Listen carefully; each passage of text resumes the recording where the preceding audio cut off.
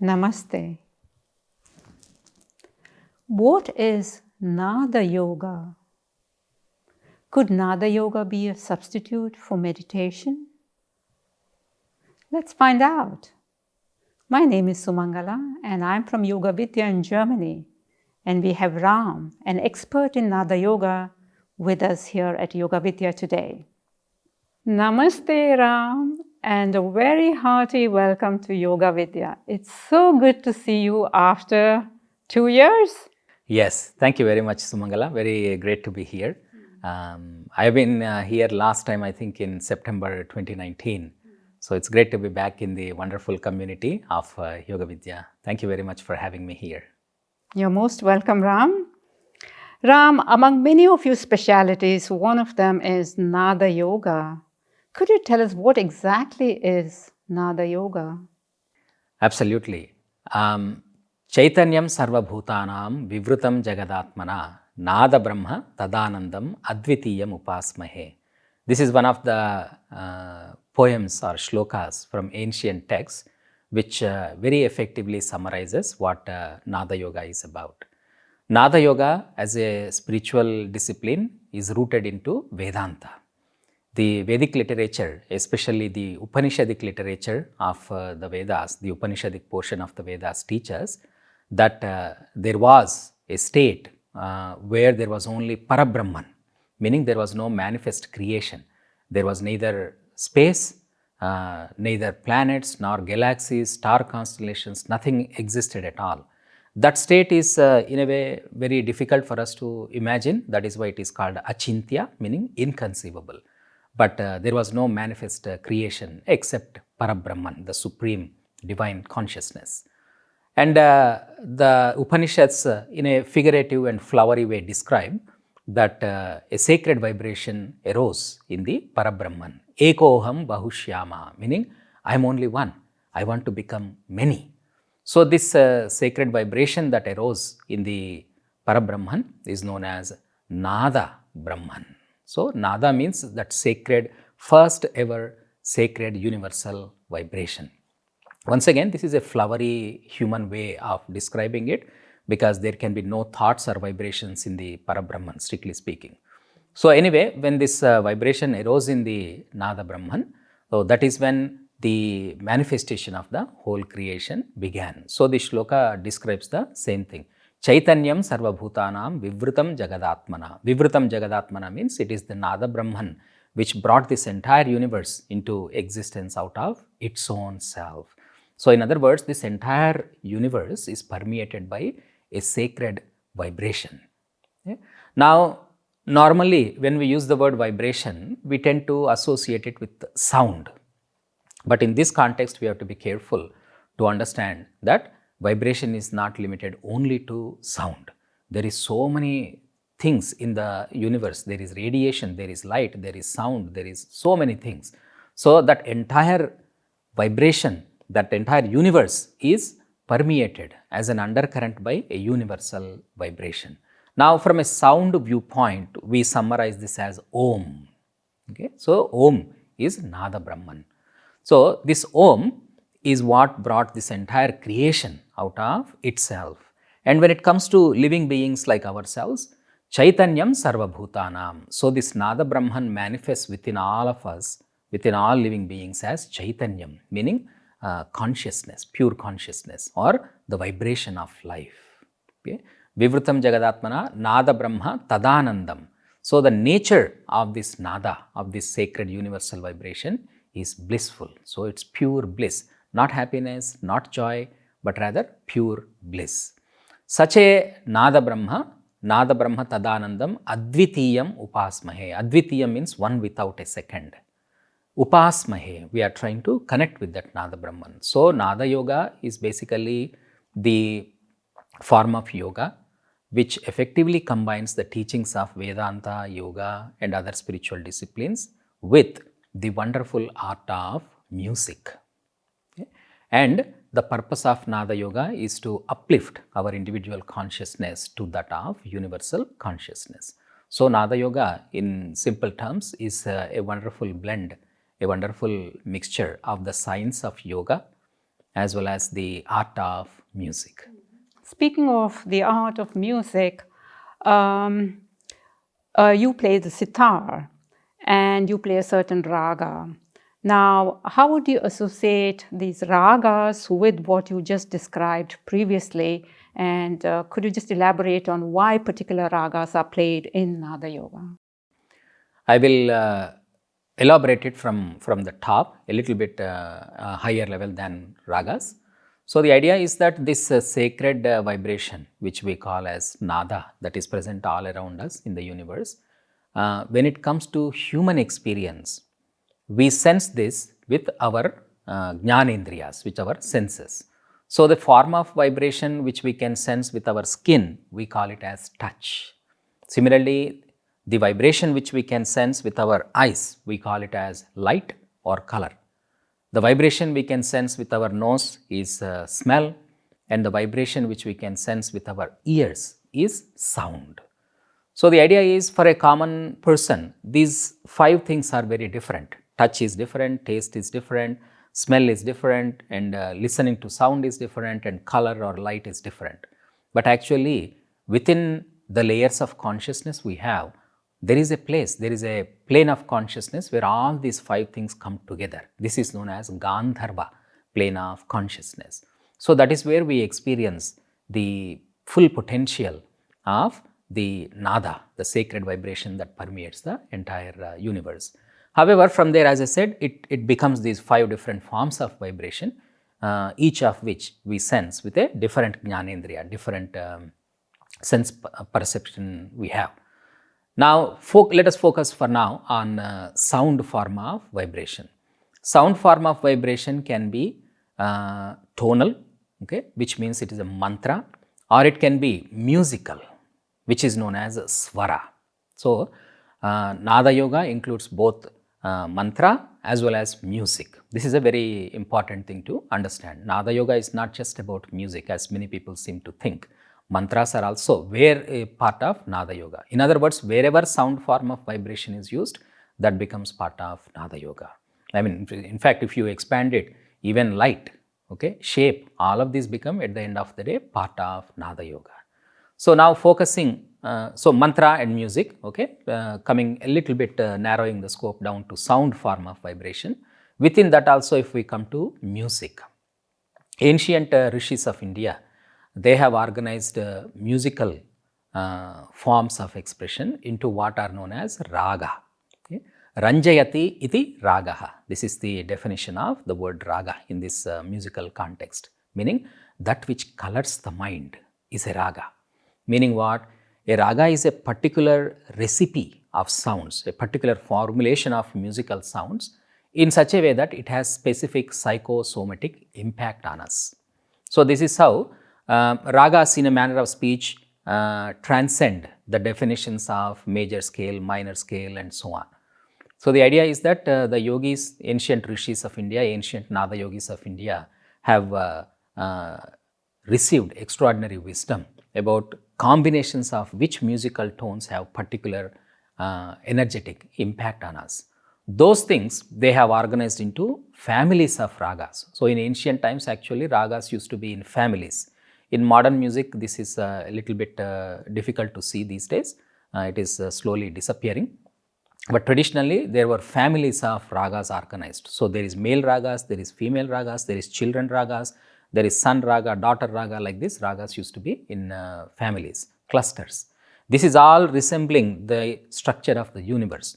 In the universe also, when we are created, beings are created, the souls are created in clusters. So the same clusters of families continue in this earth, in this planet. So same way, ragas were also organized into clusters like that by ancient rishis. So the idea is that raga is a particular form of melody that has specific psychosomatic healing impact on us. So it goes beyond the definition of a scale or major scale, minor scale, and so on. Mm-hmm. Is it always necessary to have an instrument with strings for Nada Yoga? I mean, can one use the harmonium, for example? For Nada Yoga, there is no rule that it has to be through an instrument.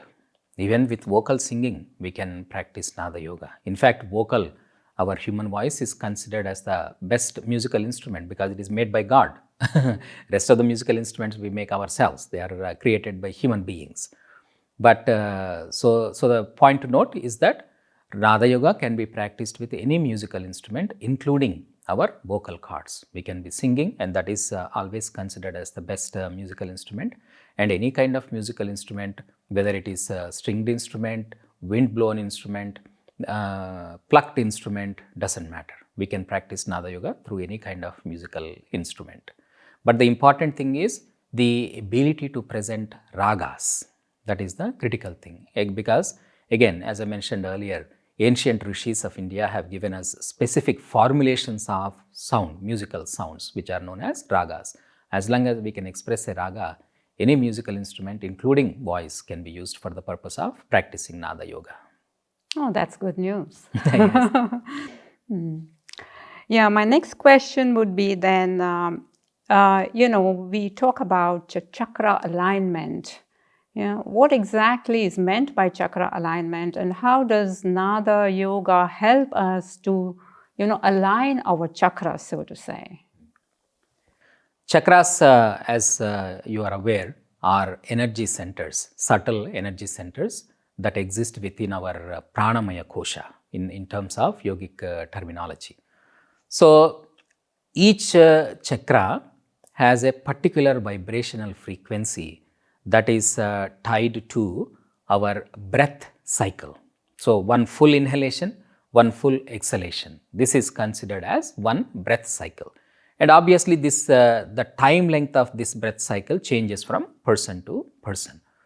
So, Nada Yoga teaches us a lot about chakras and the subtle vibrations of the chakras and the energies within them, all of these things.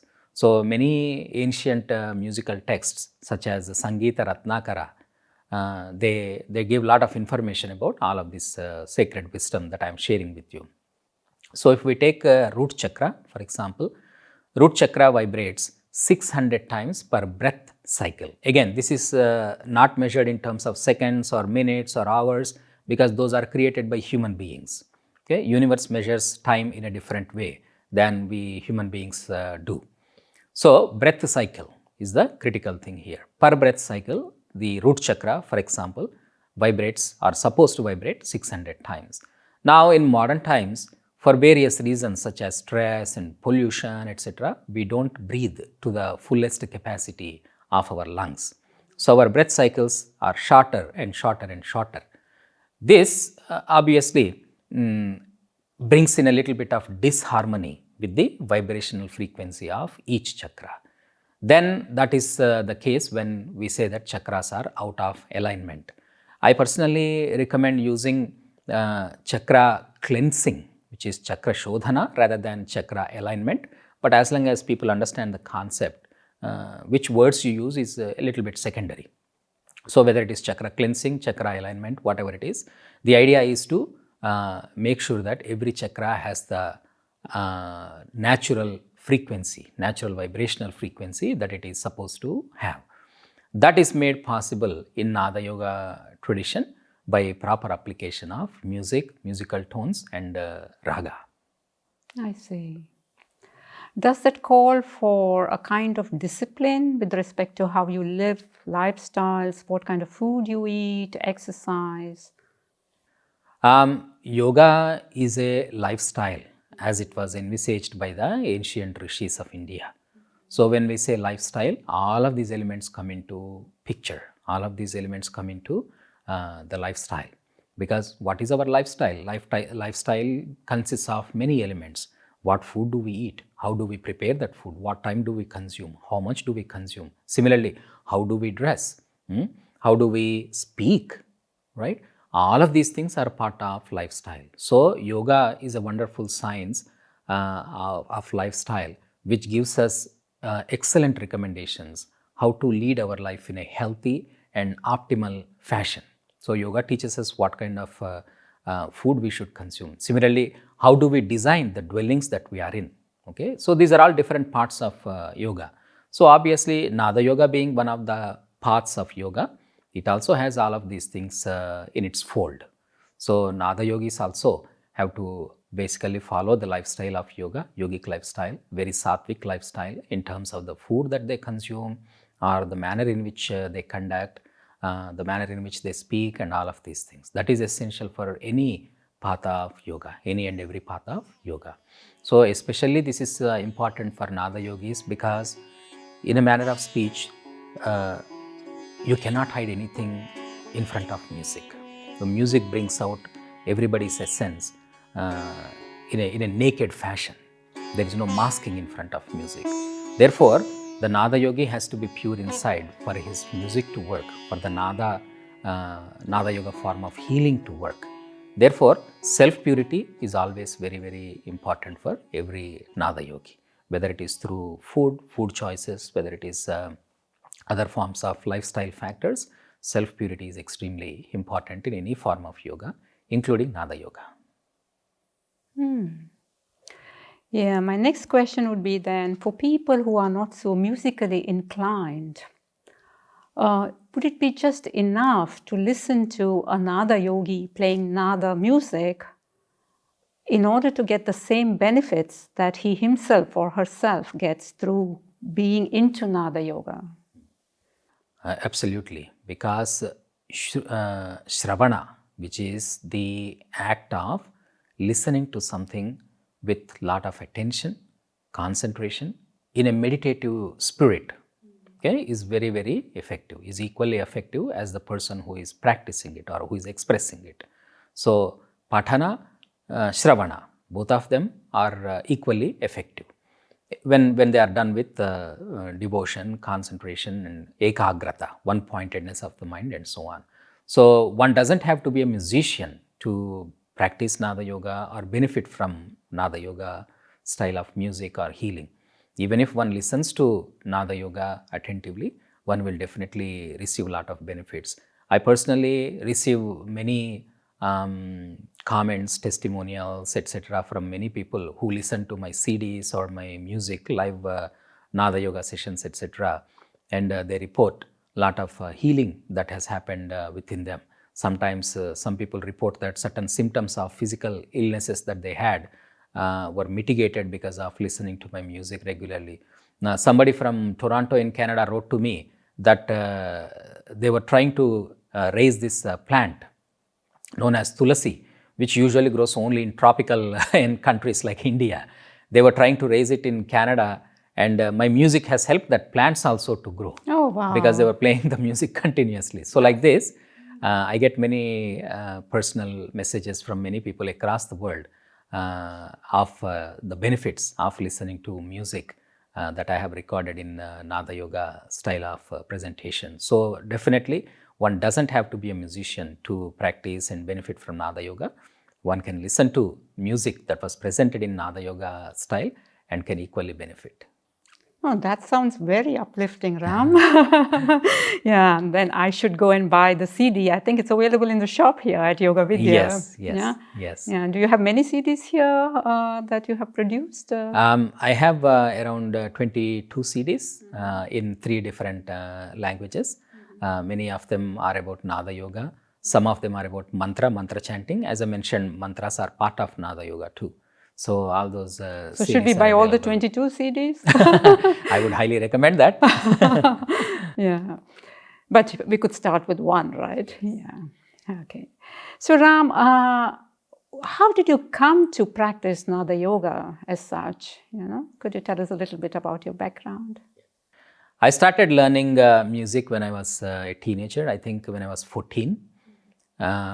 Sitar was my introduction into Indian classical music, and I studied sitar for 7 years in India with a guru, Pandit Atmaramji. He's in the heavenly abode now. Then eventually I moved to Canada as life progressed. Then at that time I learned music for another 7 years from Professor Shambhu Dasji. He is one of the senior most disciples of Pandit Ravi Shankar, who is a very well-known sitar player. And then, so these two great teachers strengthened my musical knowledge and laid a great foundation. And eventually, when I met my spiritual guru, Sri Ganapati Sachidananda Swamiji, that's like my entrance into proper Nada Yoga. So he can be considered as the father of Nada Yoga in modern times. Back in the 70s, he is the one who created this term, healing for music for healing and meditation. And he actually explored the connection between astrology, nakshatras, Vedic astrology is what I'm referring to here, and the ragas and different forms of life, including connection between ragas and plants, ragas and semi-precious stones, gemstones. So like this, he has done a very vast research in this whole area. And as a recognition of all of that, he has even been awarded an honorary doctorate by one of the most prestigious universities in South India. So he is my guru in Nada Yoga. I received a lot of this wisdom by listening to him and attending his musical concerts and understanding the concept of how vast and how deep Nada Yoga is. Many people think Nada Yoga is a practice of classical music. Yes, that is definitely the foundation, but Nada Yoga is a little bit wider than music, in the sense that Nada Yoga entails and involves understanding the relationship between music and chakras, music and nakshatras, what we call as nakshatras in Vedic astrology, or rashis for that matter. And also zodiac signs, as you would say in English then. Correct. Yeah. Zodiac signs and nakshatras, and musical tones themselves, planetary energies, navagrahas, and how to combine all of these things into one healing science and art. That is Nada Yoga. You talked about healing. Now, would you calibrate the instrument differently for different people, depending on what kind of healing they need? Or is it, as we say, one size fits all? That's a very, very good question. Musical tuning can be a technical topic. I don't want to go too much into the technicalities of it, but I'll try to explain here. In Western music, Western classical as well as modern forms of music such as pop, rock, etc., they tend to tune to a particular frequency, 440 hertz. Okay, so there universally every musical instrument, singer, all of them tune their instruments to that. Now, if you look at classical music of India traditionally, we don't do that. There was no system of measuring the physical characteristics of sound, such as the hertz and so on, and tuning it to them. In Indian music, when we begin to learn, we are taught to match our voice to something known as tanpura, which is a string instrument. So basically what we do, we match tanpura and our voice. And this has no calibration, or rather, calibration in this case is highly individualistic. And there is a solid yogic reason behind this system that ancient yogis have adopted. So ancient yogis did not want to standardize musical tuning. Okay, they did not do that. Why? Because if we look deeply into our energetic system, all the sound that we make, they are rooted in the Mooladhara or the root chakra. So my tone, my voice, for example, is like this. This is defined by my root chakra. There may be someone else, a male, right? A male human being. His voice will be different. Why? That is connected to his root chakra. So even though both of us are male, my tone is different, his tone is different. Similarly, female too. Everybody's tone is very unique. Why? Because it is connected to their root chakra. So the idea is that in Indian music, whatever is my natural frequency, so this is my natural voice. So sa, this is where I sing. Is it 440 hertz, 420 hertz, 432 hertz? Nobody really pays attention to that. That's not important. Whatever is my natural tone, that's where I am singing. My natural voice is not manipulated in any way, not made to match a certain vibrational frequency in terms of physical measurement, hertz and so on in any way. Then this perfectly corresponds to my root chakra. Then on top of that, I will build sa, re, ga, ma. When you sing like that, then each one of those tones corresponds to each one of my own chakras. And because at the end of the day, chakras exist in all living beings. Even though my voice is tuned, I am singing at my root chakra frequency, it does touch all beings and heals them and impacts them. On the other hand, in the West, they have a different system of making sure that everybody is standardized at 440 hertz and stuff like that. And there are a lot of conspiracy theories, if I may say so, behind this 440 frequency. Some people say, oh, that is not a good frequency. They used to use 432 or some other number like that, and all these things exist in the Western music. In Eastern music, in Indian music, such a concept does not exist. So now coming to the question of whether I standardize this or not, it depends on the setting in which I am presenting Nada Yoga. So if I am presenting it in a one-on-one healing session, then generally I tune it to my own voice, okay, and then I present it, and I build all the musical tones based on the root chakra sound of the root vibration of corresponding to root chakra. On the other hand, if I am collaborating with other musicians, especially Western musicians, then of course I have to respect their system. So I also tune my sitar in order to be in harmony with other musical instruments or singers. Otherwise, the whole music goes awkward. So I do both. In other words, so if I am playing on my own as a solo performer or along with other Indian musical instrumentalists, then the tuning is different than if I am playing or performing or presenting with Western musicians or musical instruments. Ram, is it always necessary to have a guru to learn Nada Yoga, or can one be self-taught? See, the question of a guru is not just about Nada Yoga. It applies to entire yogic field. The idea is that, does one need a guru? Well, the hardcore answer is no. Okay, so in fact, every evolved guru knows this. So they always make sure that their students become independent of them. Gurus are not there to make students depend on them all the time. That is not a genuine guru.